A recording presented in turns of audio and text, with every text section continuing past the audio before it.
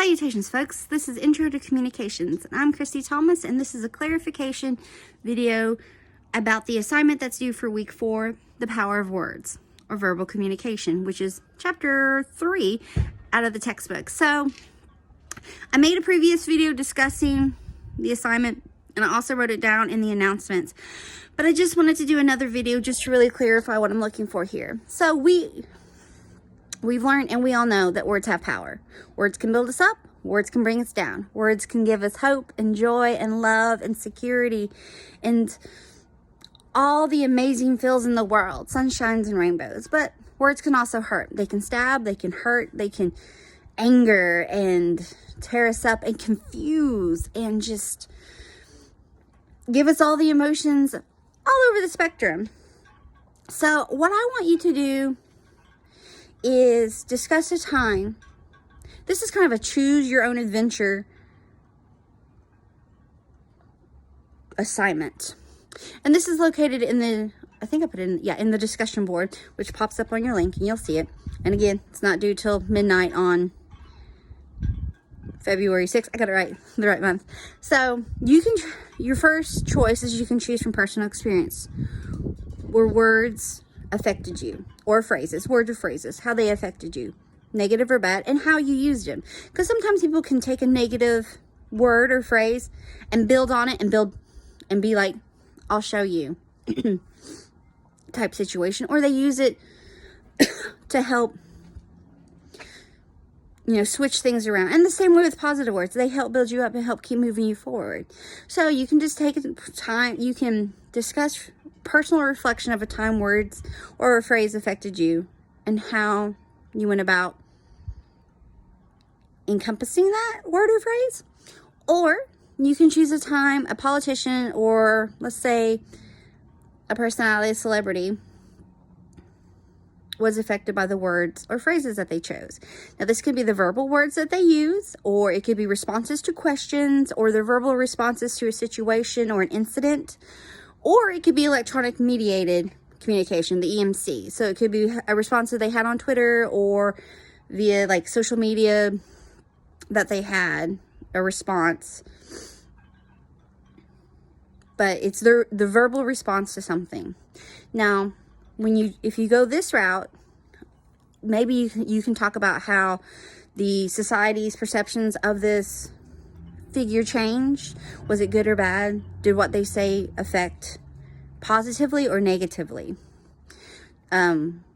So you can talk, like I said, the perceptions of how they changed, or maybe how their social standing statuses were. Perhaps something that this person said led to their not being so prevalent in the public eye anymore. Or perhaps their response to something really opened up the eyes of many and been like, oh gosh, I had no idea. So like the change, it set forth the wheels of change for positivity or negatively. So you can talk about how society maybe changed their perception of this person based off of a response or something that they said, or a phrase that they said.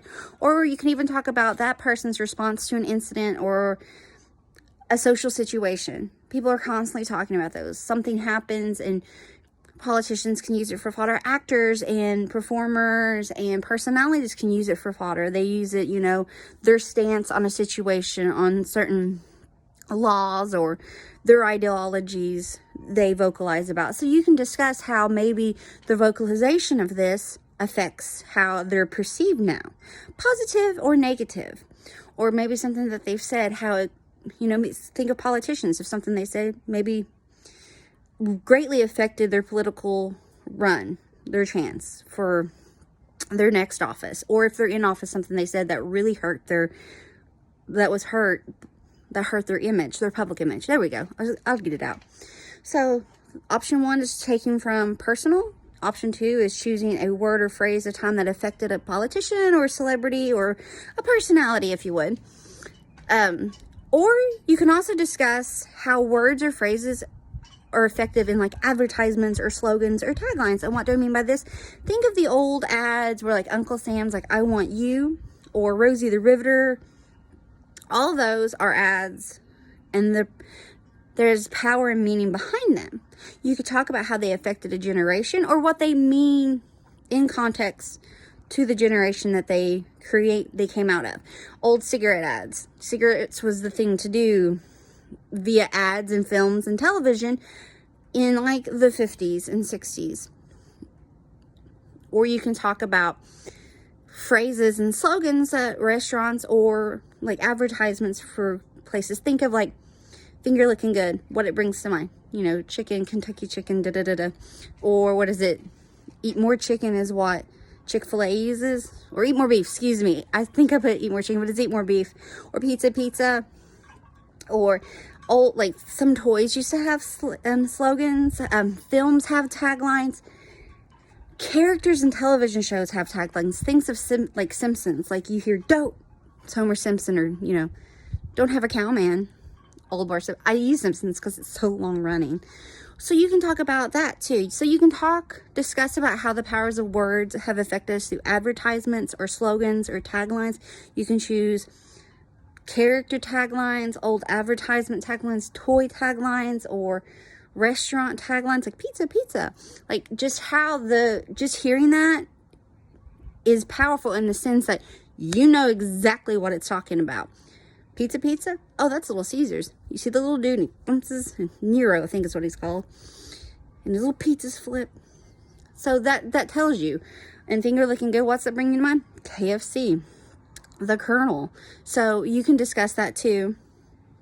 So you have the options. So your options, again, clarification is that you can choose from a personal experience to discuss the positivity or negativity of the power of words and how they affected you and what you did with that. The effects of words or phrases in a politician or celebrity's world and what came from that, good or bad. Or the power of words via advertisements, taglines, slogans. You know, films used to be really big into taglines. Or there was phrases of, you know, "I'll be back." What does that bring to mind to you? Or, "They're here." Or, "I see dead people." Do you see where I'm going with this? So really, there's a plethora here to choose.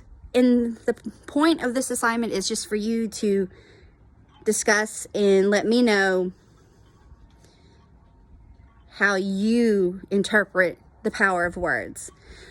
All right, folks, if you have any questions or concerns, please feel free to reach out to me and I'll get to you as soon as possible. Hope you're staying warm. Bye.